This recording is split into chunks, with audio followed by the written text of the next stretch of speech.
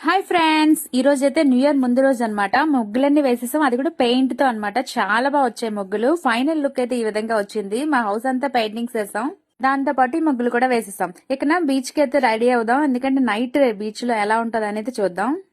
ఇంకైతే బీచ్ కి అయితే వచ్చేసామండి. ఈ రోజు December 31 నైట్ అన్నమాట.